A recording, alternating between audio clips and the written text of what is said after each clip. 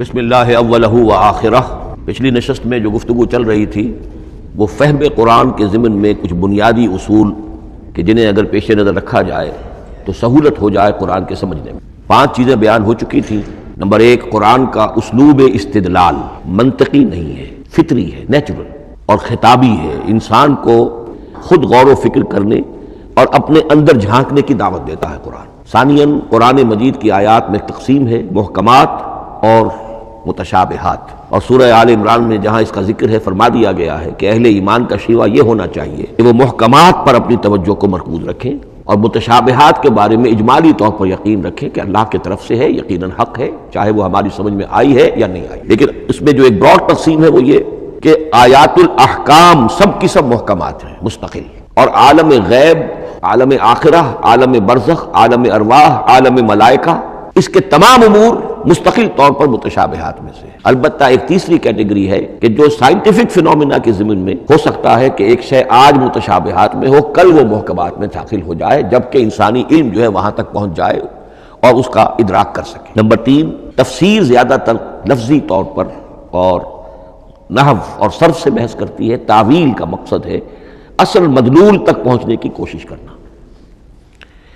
Number 4، تعویل میں عام اور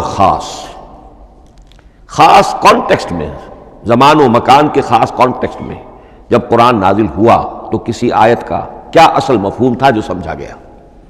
اس میں شان نزول کی روایات کو بھی اہمیت حاصل ہوگی، لیکن چونکہ قرآن مجید صرف اس دور کے لیے یا اس علاقے کے لوگوں کے لیے ہدایت نامہ بن کر نہیں آیا تھا بلکہ پوری نوع انسانی کے لیے تا ابد الآباد، لہذا اسی میں وہ مضمر ہے، اس میں وہ ہدایت مضمر ہے کہ تعویل عام کر کے آیت کے الفاظ، ان کا در و بست اور آیت کا سیاق و سباق اس کے حوالے سے، اور القرآن یفصل بعضہ بعضا کے حوالے سے یقیناً جو ہے اس میں ابدی ہدایت جو مضمر ہے وہ بھی حاصل کی جا سکتی ہے۔ نمبر 5، تذکر اور تدبر کا فرق۔ یہ دونوں الفاظ قرآن کے ہیں۔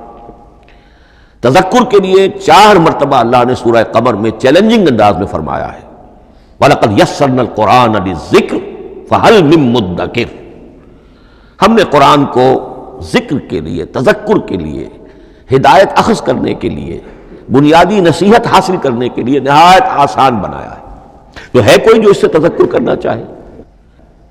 اس تذکر بالقرآن کے لیے صرف یہ کافی ہے کہ انسان عربی زبان سے اتنا واقف ہو کہ اس کا ایک براہ راست مفہوم سمجھتا چلا جائے، اور دوسری شرط لازم ہے نیت کی درستی، طلب ہدایت پیش نظر ہو، اپنے علم کی دھوس جمانا جو ہے وہ مقصود نہ ہو، تو قرآن مجید سے تذکر حاصل ہو جائے۔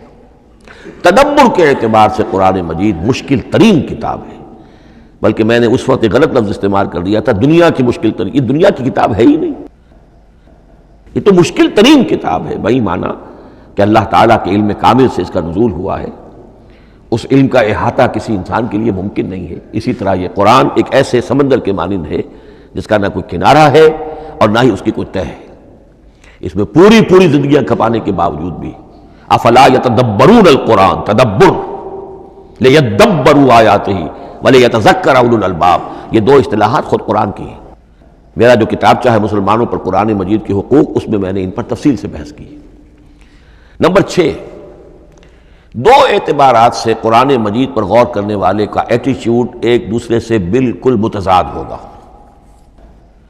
احکام کے حوالے سے ایک طالب علم کا رخ پیچھے کی طرف ہونا چاہیے، اسلاف نے کیا سمجھا، ان سے پہلوں نے کیا سمجھا، ان سے پہلوں نے کیا سمجھا، صحابہ نے کیا سمجھا، یہاں تک کہ اپنے آپ کو محمد الرسول اللہ کے قدموں میں پہنچا دیجیے۔ دین کا عملی پہلو، حلال اور حرام، جائز و ناجائز، یہ چیزیں آپ کو، یہ نہیں کہ آپ کو نئے زمانے کی وہ جو بھی ریسرچ ہو اس کے حوالے سے اور نئے زمانے کے سائنسی جو حقائق ہیں ان کے حوالے سے بات کریں۔ دوڑ پیچھے کی طرف ہے گردش ایام تو، پیچھے سے پیچھے، یہاں تک کہ میں مصطفیٰ برسا کی اشراق کے دیں ہم اوست اگر بہو نہ رسیدی تمام بولا۔ لیکن حکمت، سائنس اس کے حوالے سے آگے بڑھی ہے، آگے بڑھی ہے۔ وہ تو میں عرض کر چکا ہوں کہ وہ جو فینومینا قرآن مجید میں سائنٹیفک مذکور ہیں ان کی اصل حقیقت جو ہے وہ ہمارے اگر اسلاف کو سمجھ میں نہیں آ سکی تو بات سمجھ میں آتی ہے۔ ابھی علم کی سطح ہی اتنی کمزور تھی، اتنی نیچی تھی کہ ان کی اس کا ادراک ممکن نہیں تھا۔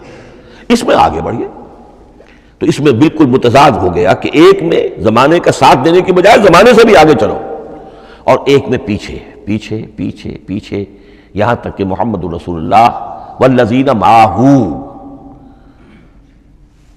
محمد رسول اللہ والذین معہ، ان کے قدموں تک اپنے آپ کو پہنچا دو۔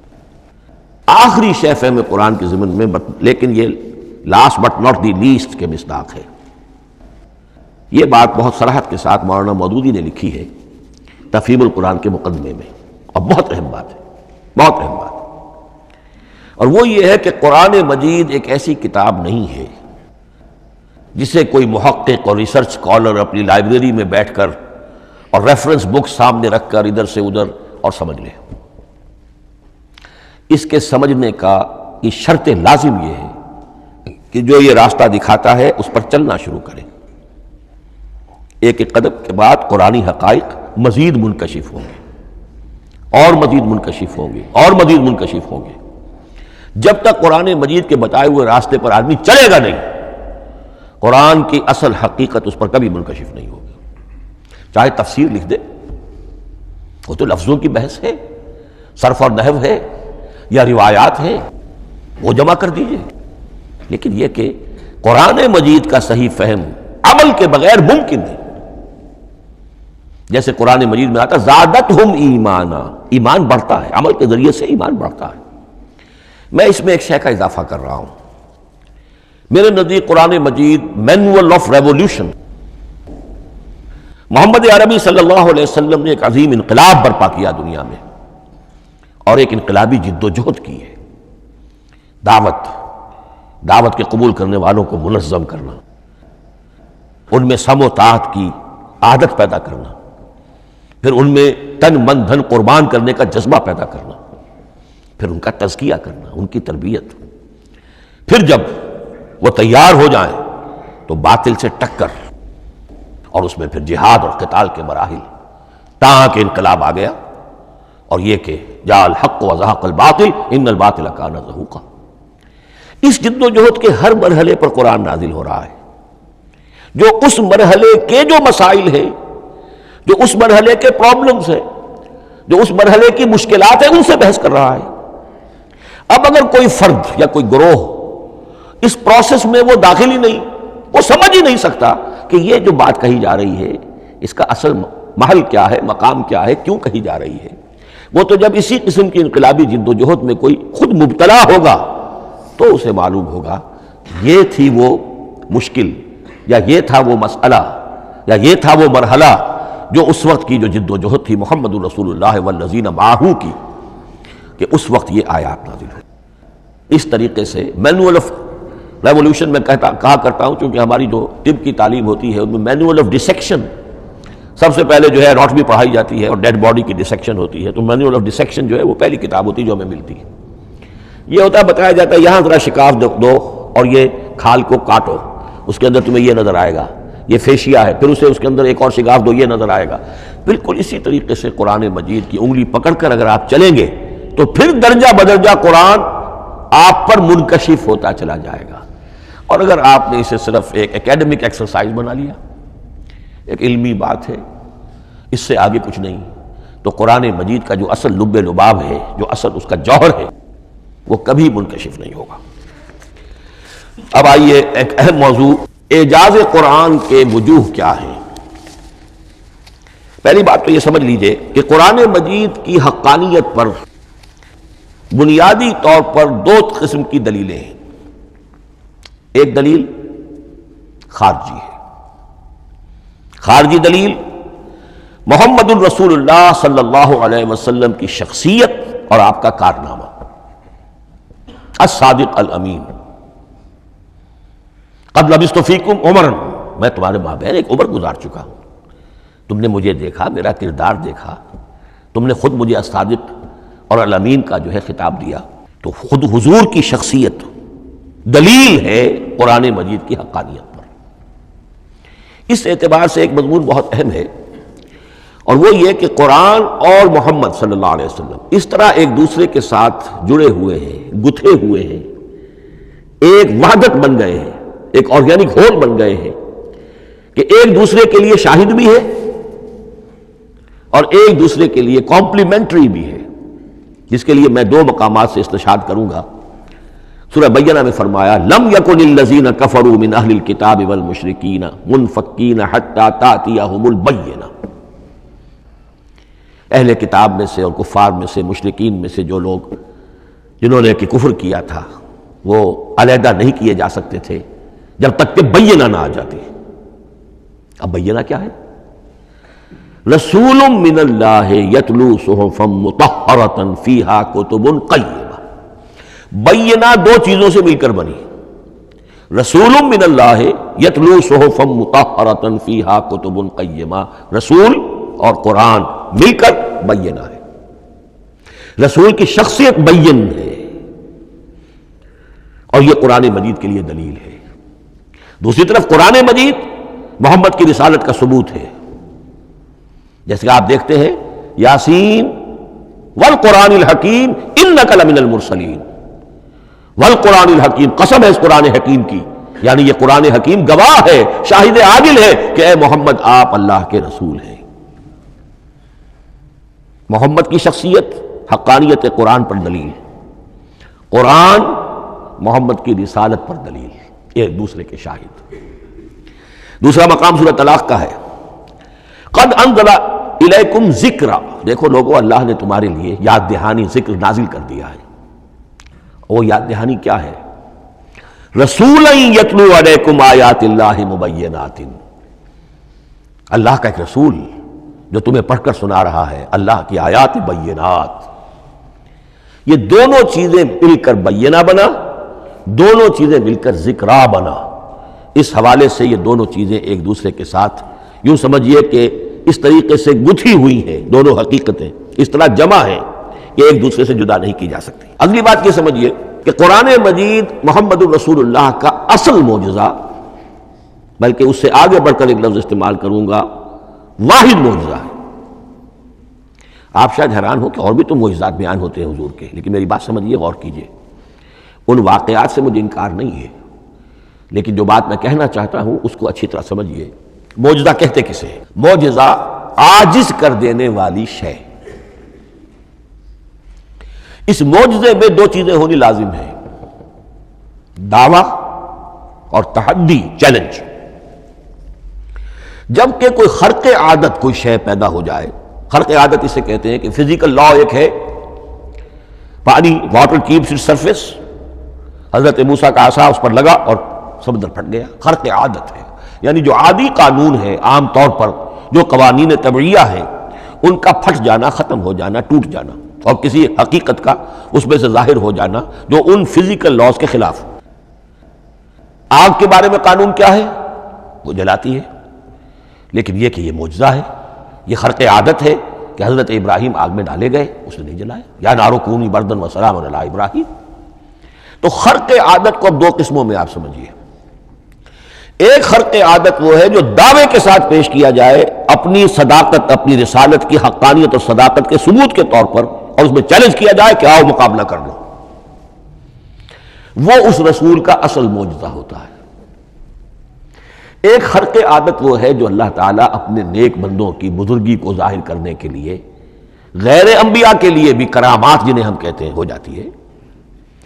بہت سے صحابہ سے وہ کرامات ثابت ہیں۔ حضرت عمر رضی اللہ تعالیٰ عنہ کو شام کا میدان جنگ دکھا دیا گیا، یا ساریۃ الی الجبل کے الفاظ آپ نے فرمائے۔ ابھی تو ٹیلی ویژن کہیں نہیں تھا، ابھی یہ سارے وسائل و ذرائع موجود نہیں تھے، یہ خرق عادت ہے۔ غیر نبی کے لیے اسے ہم کہیں گے کہ یہ کرامات ہے۔ نبی کے لیے لفظ معجزہ اختیار کر لیا جاتا ہے، لیکن معجزہ اس کو نہیں کہنا چاہیے، اصل میں یہ بھی نبی کے لیے کرامات کے درجے کی شے ہے جو اس سے بلند ہے۔ معجزہ وہ ہے جسے کوئی نبی دلیل کے طور پر پیش کرے اور اس پر چیلنج کرے کہ آؤ اور مقابلہ کرو۔ مثلا حضرت موسیٰ علیہ السلام کو دو معجزے دیے گئے، اور اس میں سے جو سانپ بن جانا تھا لاٹھی کا، وہ معجزہ ہے جس پر چیلنج بھی آیا اور ساحروں سے مقابلہ بھی کیا، اور ساحر شکست کھا گئے، عاجز آ گئے۔ القی السحرۃ ساجدین، وہ سارے جادوگر جو ہیں فوری طور پر بے اختیار سجدے میں گر گئے۔ آمنا برب موسیٰ و ہارون، ہم ایمان لے آئے موسیٰ اور ہارون کے رب پر۔ یہ معجزہ ہے۔ اس معنی میں محمد الرسول اللہ صلی اللہ علیہ وسلم کا معجزہ صرف قرآن حکیم۔ قرآن مجید میں آپ سورہ انعام میں بھی دیکھیں گے بہت ہی شدت کے ساتھ، سورہ بنی اسرائیل میں دیکھیں گے بڑی تفصیل کے ساتھ معجزے طلب کیے گئے۔ آپ اس مکے کی سرزمین میں ابھی ہمارے دیکھتے ہی دیکھتے چشمہ نکال دیجئے، ہم مان لیں گے آپ اللہ کے رسول ہیں۔ آپ ہماری نگاہوں کے سامنے آسمان پر چڑھ کر دکھائیے، پھر وہاں سے کتاب لے کر اتریے، پھر ہم سمجھ لیں گے آپ اللہ کے رسول ہیں۔ آپ کے لیے چشم زدن میں کوئی محل سونے کا چاندی کا تیار ہو جائے، مان لیں گے آپ کو اللہ کے رسول ہیں۔ آپ اس بے آب و گیا وادی میں فوراً ایک باغ جو ہے اپنے لیے بنا کے دکھا دیں، مان لیں گے کہ آپ اللہ کے رسول ہیں۔ ایسے تمام مطالبات پر اللہ تعالیٰ کی طرف سے کوڑا جواب ملا، اللہ اس قسم کی کوئی شے نہیں دکھائے گا۔ بلکہ سورہ انعام جب ہم پڑھیں گے وہاں تو بہت ہی واقعہ یہ ہے کہ اس کو پڑھ کر رقت طاری ہوتی ہے کہ ایک موقع پر ایسا محسوس ہوتا ہے کہ حضور صلی اللہ علیہ وسلم کی طبیعت مبارکہ میں یہ خیال پیدا ہو گیا کہ اللہ کو ایسی شے کو دکھائی دی جائے تاکہ چپ تو ہو جائے، نہ بھی مانیں گے چپ تو ہوں گے، ورنہ تو عوام کے سامنے ان کی دلیل مجھ پر قائم ہو رہی ہے کہ یہ رسالت کے مدعی ہے، ہم کہتے ہیں معجزہ دکھاؤ، معجزہ نہیں دکھاتے، تو پوزیشن میری جو ہے کمزور ہو رہی ہے۔ وہاں جس انداز میں اللہ نے کہا ہے ہرگز نہیں، اے نبی اگر آپ کے اختیار میں ہے تو کہیں آسمان پر سیڑھی لگا لیجئے یا زمین میں سرنگ لگا کے کوئی معجزہ لا سکتے ہو تو لے آئیے، ہم نہیں دکھائیں گے۔ رقت طاری ہوتی ہے۔ تو حضور کا معجزہ اس معنی میں صرف ایک ہے اور وہ قرآن ہے۔ اچھا، اس کے لیے کیسے کیسے چیلنج کیے گئے؟ ام یقولون تقولہ بل لا یؤمنون فلیاتوا بحدیث مثلہ ان کانوا صادقین، سورۃ الطور۔ کیا ان لوگوں کا کہنا یہ ہے کہ یہ کلام خود محمد نے موضوع کر لیا ہے صلی اللہ علیہ وسلم؟ تو اگر ایسی بات ہے تو وہ بھی ایسا ہی کلام پیش کر دیں۔ تحدی، اس چیلنج کو کوئی قبول نہیں کر سکا۔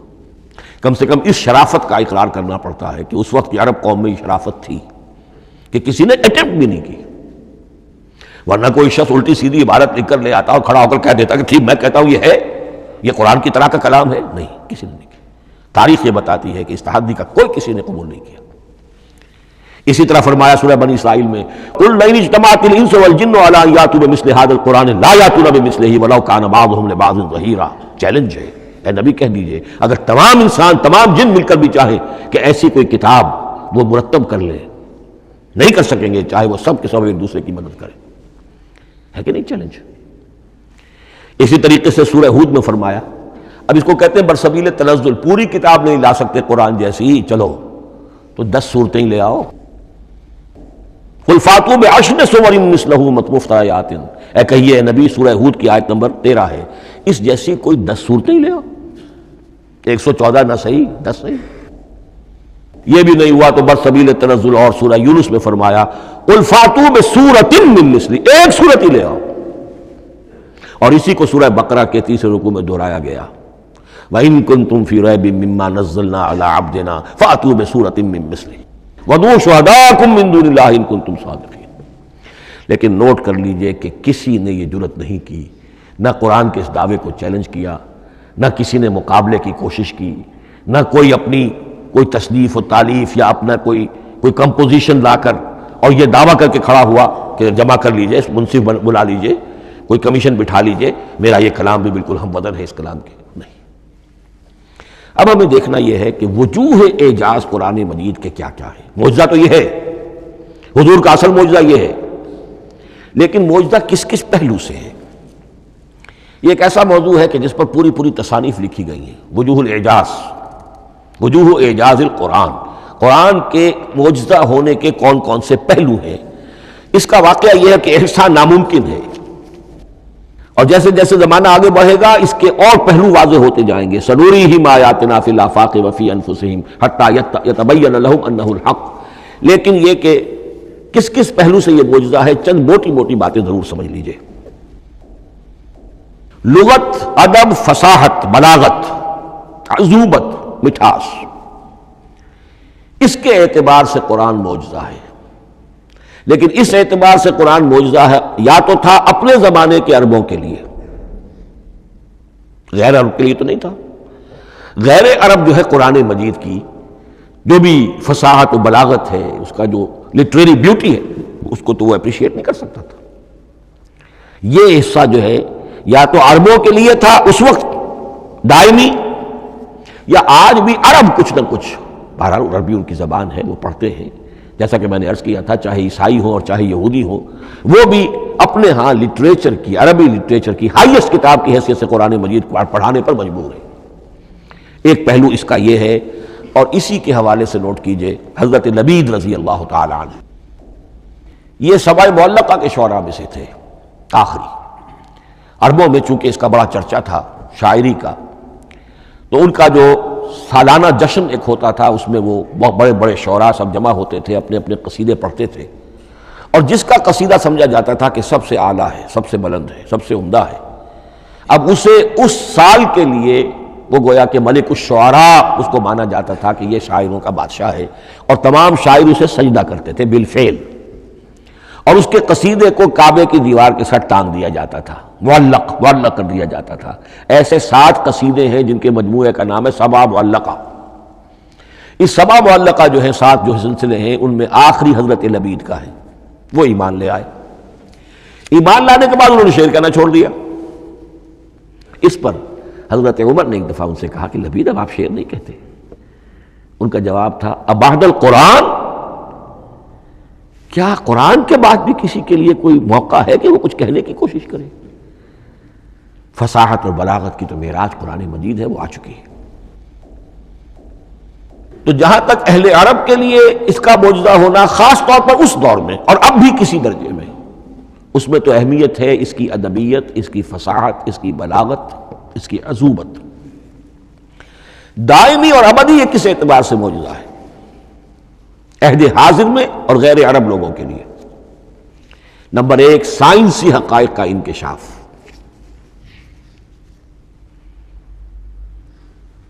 جس طریقے سے کہ یہ سائنسی حقائق منکشف ہوتے چلے جا رہے ہیں ابدی طور پر، میں ڈاکٹر مورس بکائی کا حوالہ دے چکا ہوں اور پروفیسر ڈاکٹر کیتھل مور کا حوالہ دے چکا ہوں، ان کو ذہن میں رکھیے۔ سنریہم آیاتنا فی الآفاق وفی انفسہم حتی یتبین لہم انہ الحق۔ نمبر 2، حضور کا وہ کارنامہ کہ آپ نے ایک عظیم انقلاب برپا کر کے دکھایا، اور وہ نظام قائم کر کے دکھایا کہ جس سے بہتر، جس سے عادلانہ، جس سے زیادہ منصفانہ کوئی نظام دنیا میں نہ آج تک قائم ہوا ہے، اور نہ اس کی کوئی دوسری نظیر پیش کی جا سکتی۔ یہ ہے سب سے بڑا معجزہ، اور معجزہ ہوا قرآن سے۔ اتر کر حرا سے سوئے قوم آیا اور ایک نسخہ کیمیا ساتھ لایا۔ یہ سارا معجزہ، جیسا کہ میں نے شروع میں عرض کیا ہے، محمد اور قرآن دونوں مل کر بینہ بھی ہے تو رسول من اللہ یتلو صحفا مطہرۃ فیہا کتب قیمہ، اور قد انزل الیکم ذکرا رسولا یتلو علیکم آیات اللہ مبینات۔ یہ معجزہ جو ہے، جس کے حوالے سے دنیا میں بڑی بڑی شخصیات نے شہادت دی۔ ایم این رائے اس صدی کا ایک بہت بڑا انقلابی شخص،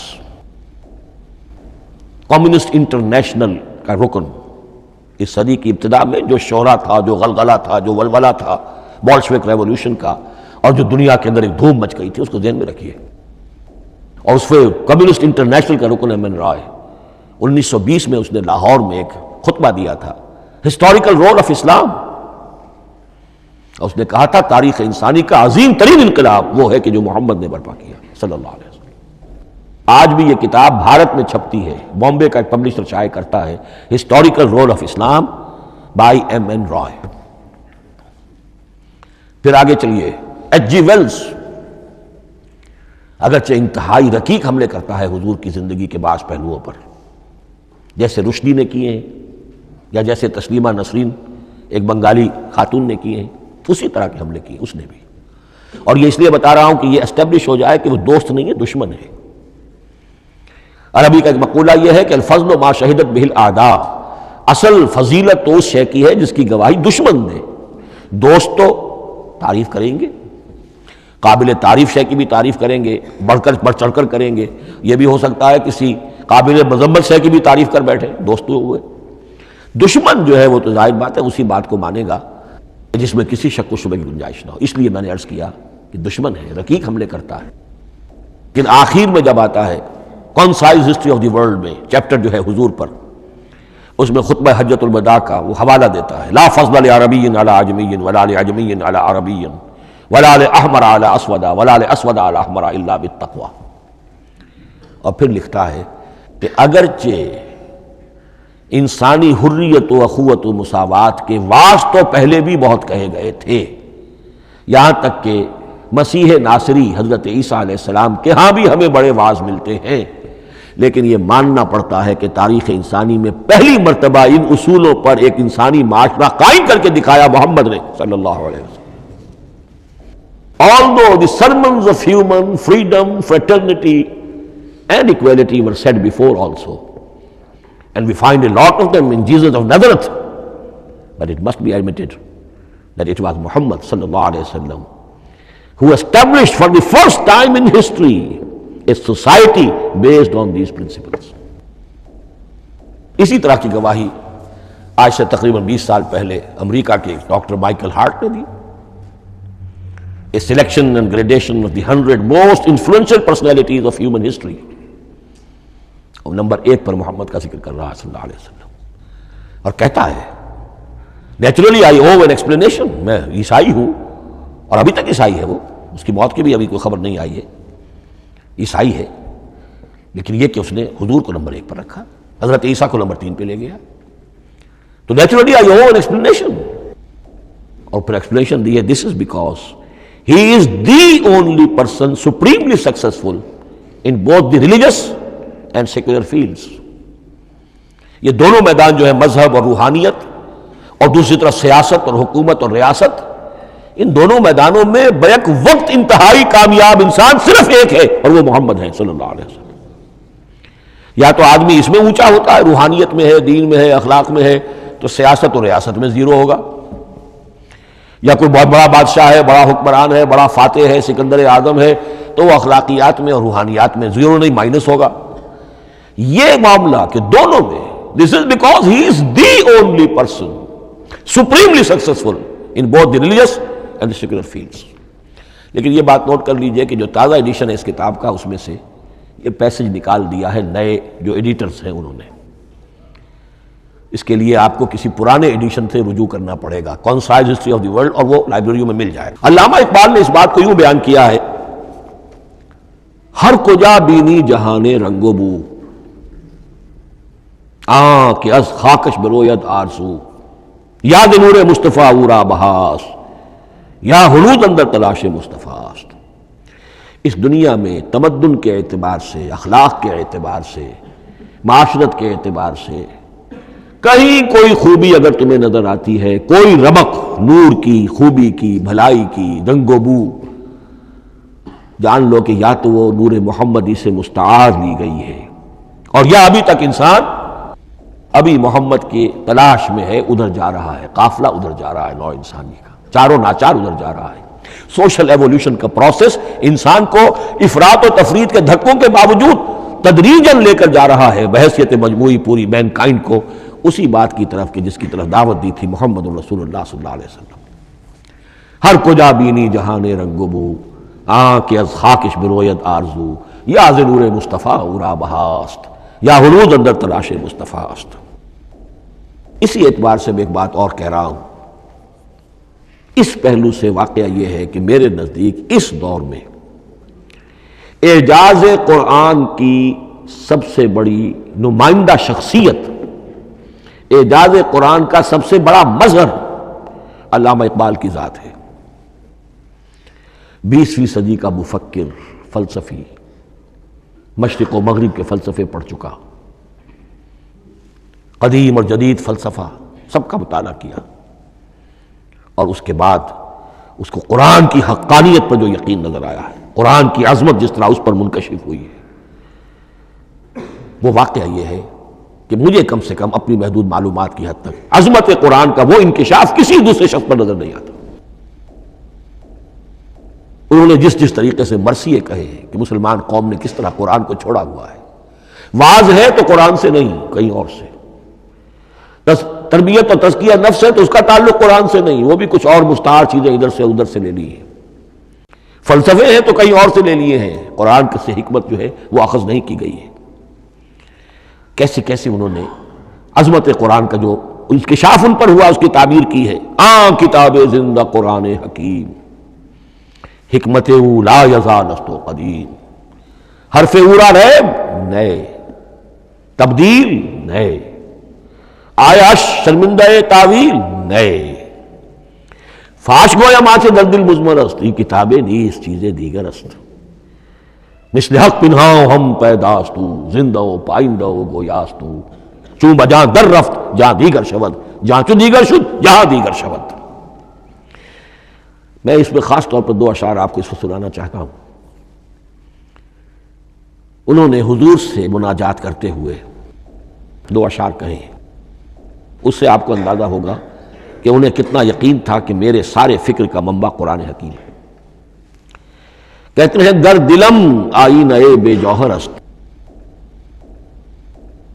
اے اللہ کے رسول صلی اللہ علیہ وسلم، اگر میرا دل اس آئینے کے مانند ہے جس میں چمک نہیں ہے، ورب حرفم غیر قرآن مضمر است، اور اگر میرے پیغام میں قرآن کے سوا کوئی شے شامل ہو گئی ہے، قرآن کے سوا کوئی چیز اس میں چھپی ہوئی ہے، مضمر ہے، پردہ ناموس فکرم چاک کن، تو میرے فکر کی ناموس کے دھجیاں بکھیر دیجئے، پردہ ناموس فکرم چاک کن، این خیاباں راز خارم پاک کن، اس شاہراہ کو اس کانٹے سے پاک کر دیجئے، کانٹا میرا، میں کانٹا نہیں دھو پھر اٹھا کر پھینک دیجئے، روز محشر خار و رسوا کن مرا، بے نصیب از بوسہ پاک کن مرا، قیامت کے دن مجھے ذلیل و خوار کیجیے گا اور اپنے قدموں، اپنے پائے مبارک کا بوسہ لینے سے محروم کر دیجیے گا۔ یہ اتنی بڑی بد دعا جو اقبال اپنے آپ کو دے رہا ہے، تو کس قدر یقین اسے حاصل ہے کہ اس نے قرآن کی ترجمانی کی ہے۔ اب آئیے، بہت چھوٹے چھوٹے 2 اور مضمون ہیں۔ قرآن حبل اللہ ہے، اس کے کیا معنی ہے؟ حبل رسی کو کہتے ہیں، اللہ کی رسی، حبل من مسد، سورہ لہب میں یہ لفظ آیا ہے۔ امام راغب نے اس کی تعبیر کی ہے، استعیر للوصل ولکل ما یتوصل به الی شیء، یا تو تعلق کو حبل سے استعارہ دیا جاتا ہے، استعارے کے طور پر حبل کا لفظ کسی تعلق کے لیے استعمال ہوتا ہے، یا کسی شے تک پہنچنے کا ذریعہ، وہ حبل ہے۔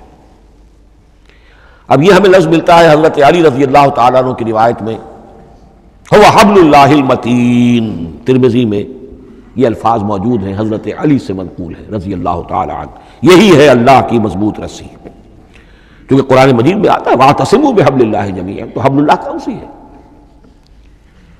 پھر یہ حضرت عبداللہ ابن عمر سے بھی ہے، یہ روایت موجود ہے رزین میں، هو حبل اللہ المتین، یہ قرآن ہی اللہ کی مضبوط رسی ہے۔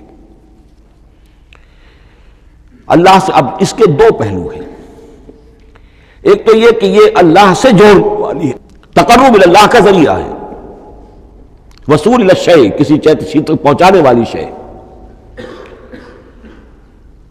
اس کا سہل ترین، اللہ کے تقرب کا سہل ترین ذریعہ، مؤثر ترین ذریعہ قرآن حکیم ہے۔ چنانچہ ترمذی میں حضرت عبداللہ ابن مسعود کا یہ قول موجود ہے، القرآن حبل اللہ الممدود من السماء الی الارض، قرآن تو اللہ کی وہ رسی ہے جو تنی ہوئی ہے آسمان سے زمین کی طرف۔ یہ ترمذی میں تو اصل میں اثر ہے، حضرت عبداللہ ابن مسعود کا قول ہے، لیکن یہ کہ زید ابن ارقم سے یہ الفاظ جو ہیں مرفوعاً کہ یہ حضور کے الفاظ ہیں، یہ بھی منقول ہے کہ حضور نے فرمایا کہ القرآن حبل اللہ الممدود من السماء الی الارض۔ اور ایک بڑی پیاری روایت ہے طبرانی کی معجم کبیر میں کہ ایک مرتبہ حضور اپنے حجرے سے برآمد ہوئے، مسجد نبوی کے ایک گوشے میں دیکھا کچھ صحابہ بیٹھے ہوئے قرآن سمجھ رہے ہیں، سمجھا رہے ہیں، پڑھ رہے ہیں، مذاکرہ قرآن۔ آپ کے چہرے پر بڑے بشاشت کے آثار ظاہر ہوئے، خوشی کے آثار۔ آپ چل کر تشریف لائے، پہلے ایک سوال کیا، الستم تشہدون اللہ الہ الا اللہ وانی رسول اللہ وہذا القرآن جاء من عند اللہ، کیا آپ لوگ اس کے گواہ نہیں ہیں کہ اللہ کے سوا کوئی معبود نہیں اور میں اللہ کا رسول ہوں، اور یہ قرآن خاص اللہ کے پاس سے آیا ہے؟ صحابہ کا جواب کیا ہو سکتا تھا؟ بلا یا رسول اللہ، کیوں نہیں اللہ کے رسول، ہم گواہ ہیں، اللہ کے سوا کوئی معبود نہیں، آپ اللہ کے رسول ہیں اور قرآن خاص اللہ کے پاس سے آیا ہے۔ اب آپ نے فرمایا فاستبشروا، خوشیاں مناؤ، فإن هذا القرآن طرفہ بایدیکم و طرفہ بید اللہ، اس لیے کہ یہ قرآن وہ شے ہے کہ اس کا ایک سرا تمہارے ہاتھ میں ہے، ایک سرا اللہ کے ہاتھ میں۔ تو وصول الی اللہ کا مؤثر ترین طریقہ، تقرب الی اللہ کا مؤثر ترین طریقہ، سہل ترین طریقہ، شور شوق طریقہ وہ قرآن مجید ہے۔ اس اعتبار سے بھی کہ ہے یہ اللہ کی صفت، یہ ہم بحث کر چکے ہیں پہلے۔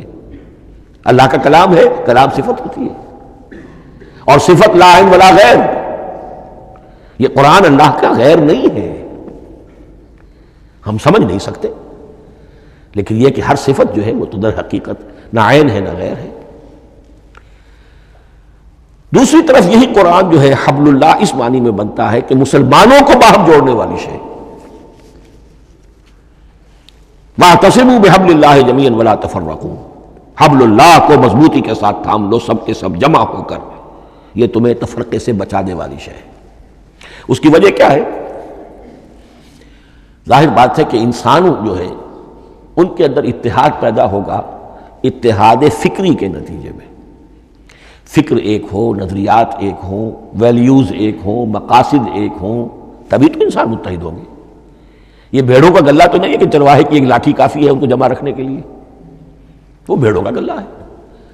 انسانوں کو جمع کرنے کے لیے کوئی ایسی شے جو تمہیں ایک فکر سے، ایک نظریے سے، ایک مقصد سے، ایک نصب العین سے متصف کر دے، وہ تمہیں جوڑ دے گی۔ اور قرآن وہ شے ہے جو ایک فکر دیتا ہے، ایک خیال دیتا ہے، ایک نظریہ دیتا ہے، ایک عقیدہ دیتا ہے، ایک مقصد دیتا ہے، ایک نصب العین دیتا ہے۔ اللہ کے لیے جینا، اللہ کے لیے مرنا، ان صلاتی و نسکی و محیایا و مماتی للہ رب العالمین، ایک آئیڈیل دیتا ہے محمد رسول اللہ کی شکل میں، لقد کان لکم فی رسول اللہ اسوۃ حسنہ۔ اب قرآن وہ چیز ہے کہ جو تمہیں آپس میں جوڑتی چلی جائے گی، تمہارے درمیان اتحاد پیدا ہو جائے گی۔ آخری چیز، مسلمانوں پر قرآن مجید کے حقوق کیا ہیں؟ یہ صرف اشارہ کروں گا اس لیے کہ اس پر میرا کتابچہ موجود ہے، اور اس کتابچے کو اللہ تعالیٰ نے بہت قبول عام عطا فرمایا۔ اس کا انگریزی ترجمہ کیا ایک صاحب نے، از خود کیا، خود ہی ٹائپ کیا، خود ہی چھپوایا۔ عربی ترجمہ ایک صاحب نے کیا، خود کیا۔ فارسی ترجمہ ایک صاحب نے کیا، خود کیا، بغیر کسی معاوضے کے۔ ملیشیا میں وہ چھپ چکا ہے، لاکھوں کی تعداد میں عام ہو چکا ہے۔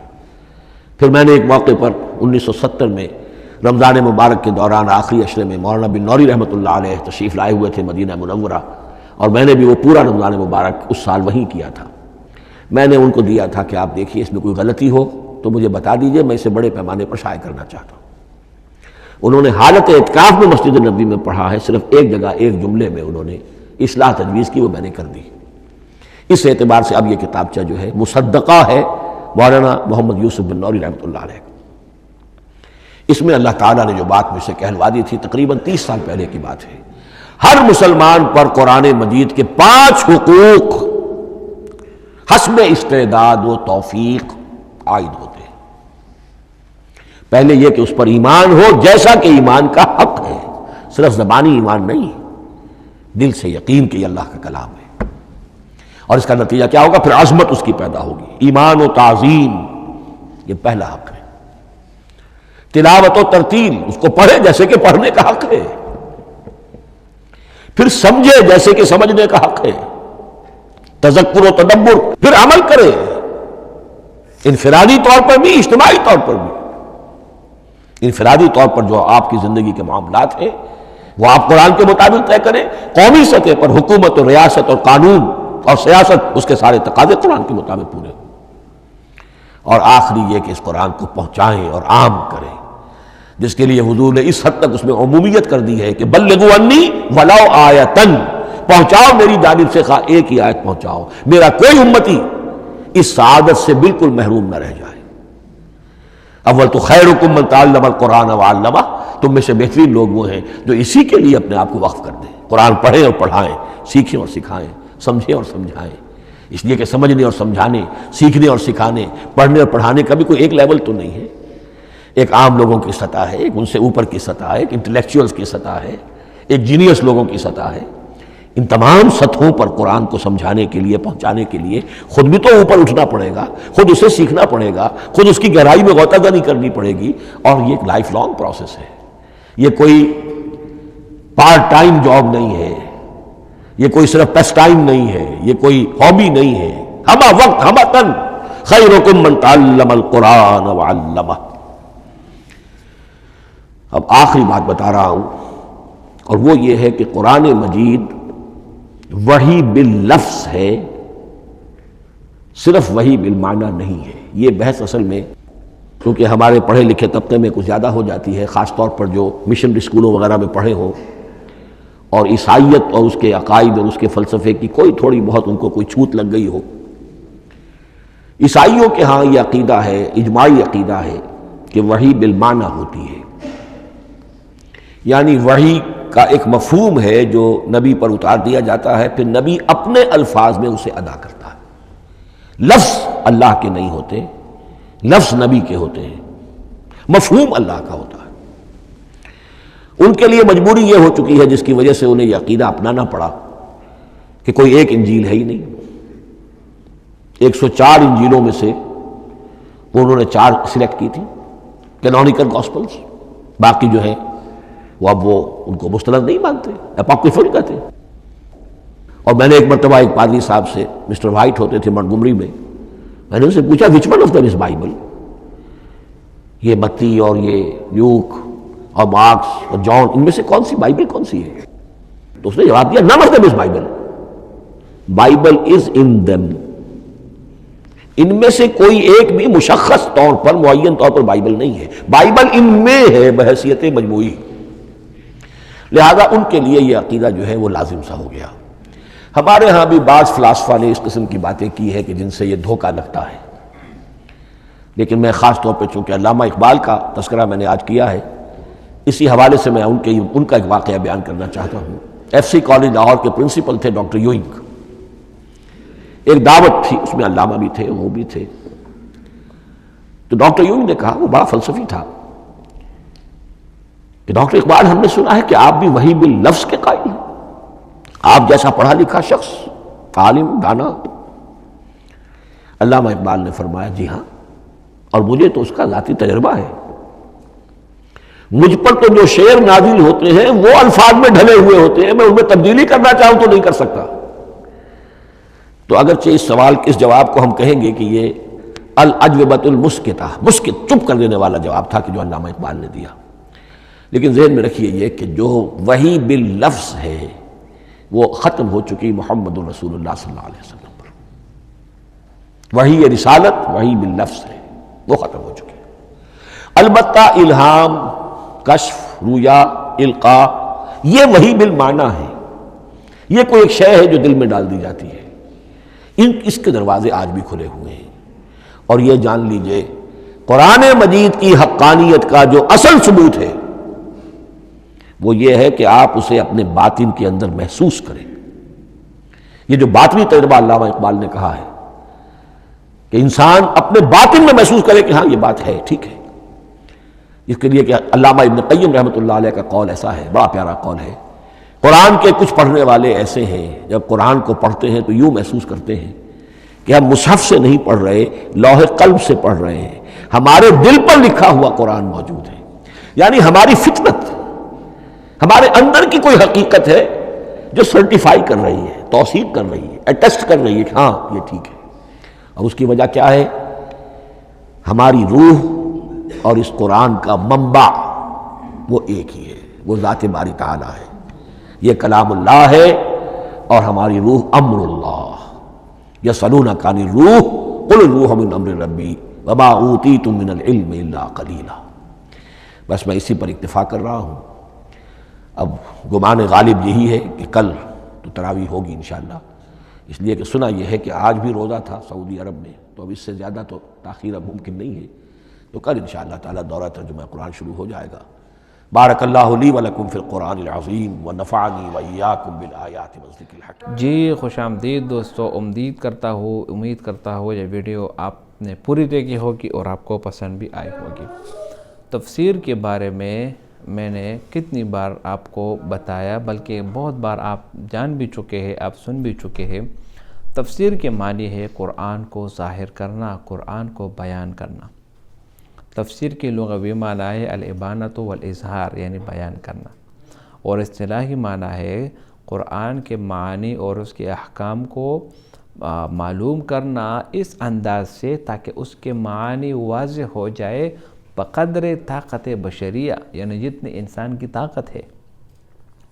مثال کے طور پر الف لام میم ذالک الکتاب لا ریب فیہ ھدی للمتقین، اگر آپ اس کا معنی کریں گے تو معنی یہ ہوگی الف لام میم ذالک الکتاب، یہ کتاب لا ریب فیہ، اس میں کوئی شک نہیں، اور یہ ہدایت ہے پرہیزگار لوگوں کے لیے۔ معنی تو ٹھیک ہے، مجھے سمجھ میں آ گیا، لیکن جو اس سے پہلے والا لفظ ہے جس کو الف لام میم کہا جاتا ہے، حروف مقطعات کہا جاتا ہے، اس کا معنی کہا گیا، اس کا معنی کرنے والا کوئی موجود ہے بھی یا نہیں؟ تو اس میں پھر علماء کا مختلف اقوال ہے۔ تو اب یہ حروف مقطعات یہ ایسا علم ہے، یہ انسان کے آپس کی بات نہیں ہے۔ بعض علماء فرماتے ہیں کہ یہ اللہ تعالیٰ اور اس کے رسول کے درمیان کوڈ ورڈز ہے۔ بعض کہتے ہیں الف لام میم سے، الف سے اللہ مراد ہے، لام سے جو ہے نا کچھ دوسرا ورڈ ہے، میم سے دوسرا ورڈ موجود ہے، مراد ہے۔ لیکن یہ ہے کہ اس کے بارے میں جو علم ہے وہ صرف اور صرف اللہ تعالیٰ کے ساتھ موجود ہے، بندوں میں اتنی طاقت نہیں کہ وہ اس کی آیت کی یا ان لفظوں کی معنی آپ کو بتا سکے۔ تو یہی وجہ ہے کہ قرآن کی تفسیر جو اصطلاحی معنی ہے وہ یہی ہے کہ انسان کی طاقت کے مطابق اس قرآن کی معنی حاصل کی جائے۔ اب قرآن مجید میں چونکہ یہ جو سورۃ النساء ہے، جو تیسری صورت ہے، نہیں جو سورہ آل عمران ہے، جو قرآن کی تیسری صورت ہے، اس کی تفسیر آپ نے سنا بیان القرآن کے نام سے، تو اس میں بہت سارے جو ہے نا باتیں اس طرح سامنے آئے گی آپ کو کہ جن کا پہلے آپ کو کبھی علم نہ ہوگا۔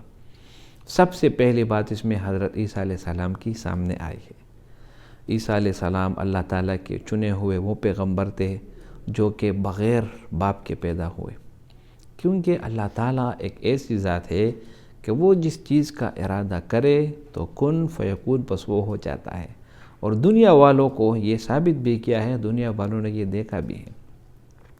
اللہ تعالیٰ نے ارادہ کرنا چاہا تاکہ وہ حضرت آدم علیہ السلام کو پیدا کرے، تو اللہ تعالیٰ نے آدم علیہ السلام کو پیدا کیا بغیر ماں باپ کے، بغیر کسی نقشے کے۔ اس دنیا میں اگر کوئی چیز بناتا ہے یا پہلی مرتبہ کوئی چیز تخلیق کرتا ہے تو اس کے لیے سب سے پہلے نقشے کی ضرورت پڑتی ہے، ڈھانچے کی ضرورت پڑتی ہے، لیکن اللہ تعالیٰ نے آدم علیہ السلام کو بغیر نقشے کے پیدا کیا۔ اور اسی طرح اللہ تعالیٰ نے اس دنیا کو یہ پیغام دیا کہ اللہ تعالیٰ جو چاہے اپنی مرضی سے وہ کر سکتا ہے، مخلوق اللہ تعالیٰ کے حکم کے بغیر کچھ بھی نہیں کر سکتی۔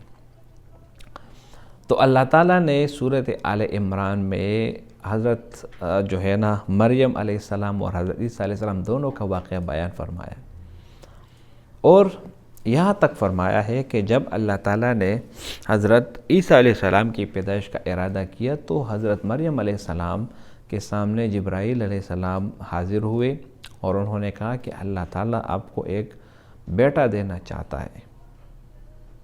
تو اس وقت مریم علیہ السلام نے جواب دیا کہ مجھے ابھی تک کسی آدمی نے، کسی مرد نے چھوا نہیں، تو پھر یہ کیسے ہو سکتا ہے؟ تو جواب میں جبرائیل علیہ السلام فرماتے ہیں کہ اللہ تعالیٰ کہتے ہیں کہ وہ آپ کو ایک معجزہ عطا کرے۔ تو یہاں سے یہ ثابت ہوتا ہے کہ اللہ تعالیٰ کی منشا، اللہ تعالیٰ جو چاہے وہ ہو سکتا ہے، اور جو نہیں چاہتا وہ ہرگز نہیں ہوگا۔ تو اللہ تعالیٰ جو ہے نا وہ واحد لا شریک ذات ہے، اس کے ساتھ کوئی بھی شریک نہیں۔ تو جب عیسیٰ علیہ السلام پیدا ہوئے تو قوم والوں نے جو گڑبڑ کی اور جو طوفان قوم والوں نے مریم علیہ السلام کے خلاف اٹھایا وہ کسی سے ڈھکے چھپے نہیں۔ قوم والے آئے اور مریم علیہ السلام کو کہنے لگے یا اخت ہارون، ما کان ابوک امرأ سوء وما کانت امک بغیہ، کہ نہ ہی تو آپ کے والد ایسے تھے نہ ہی آپ کی ماں ایسے تھی، تو پھر آپ نے یہ کیوں کیا؟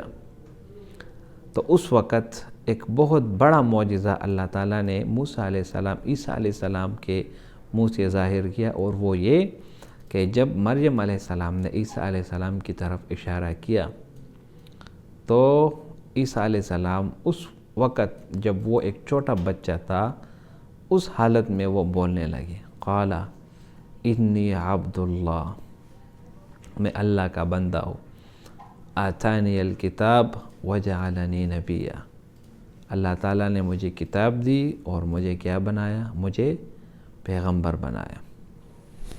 تو یہی وجہ ہے دوستو کہ اللہ تعالیٰ نے موسیٰ علیہ السلام کو اپنا آخری عیسیٰ علیہ السلام کو بغیر باپ کے پیدا کیا، دنیا کو یہ بات بتلائی کہ واقعی اللہ تعالیٰ جو چاہے وہ ہو سکتا ہے، جو وہ نہیں چاہتا وہ نہیں ہوگا۔ اور یہی مفہوم کلمہ طیبہ کا بھی ہے، جب ہم پڑھتے ہیں لا الہ الا اللہ محمد الرسول اللہ، یعنی اللہ کے سوا کوئی عبادت کے لائق نہیں اور محمد صلی اللہ علیہ وسلم اللہ کے رسول اور بندے ہیں۔ تو بھائیو دوستو، اللہ تعالیٰ جب اس دنیا میں کوئی پیغمبر بھیجتا ہے تو اس پیغمبر کو اللہ تعالیٰ اس دنیا میں جب مبعوث فرماتے ہیں تو اس کو معجزے بھی عطا کرتے ہیں، اور معجزے اس وجہ سے عطا کرتے ہیں تاکہ لوگوں کو یہ یقین ہو جائے، تاکہ لوگوں کو یہ بات معلوم ہو جائے کہ واقعی اس دنیا کو چلانے والا کوئی ایک موجود ہے۔ اسی لیے اللہ تعالیٰ کی جو ذات اقدس ہے وہ ایک ہے، اور اسی کی طرف جو ہے نا وہ اشارہ ہوا ہے قرآن میں، قل هو اللہ احد، کہو کہ وہ اللہ ایک ہے، اللہ الصمد، اللہ بے نیاز ہے، لم یلد ولم یولد ولم یکن لہ کفوا احد، نہ ہی اس سے کوئی پیدا ہوا اور نہ وہ کسی سے پیدا ہوا۔ تو بھائیو دوستو، اس امت کو اللہ تعالیٰ نے بہترین امت قرار دیا اسی وجہ سے کیونکہ یہ امت لوگوں کو اچھے کاموں کے حکم دے گی اور برے کاموں سے روکو گی۔ امید کرتا ہوں ویڈیو آپ کو پسند آئی ہوگی۔ اگر ویڈیو آپ کو پسند آئے تو اس چینل کو سبسکرائب کریں۔ بہت شکریہ۔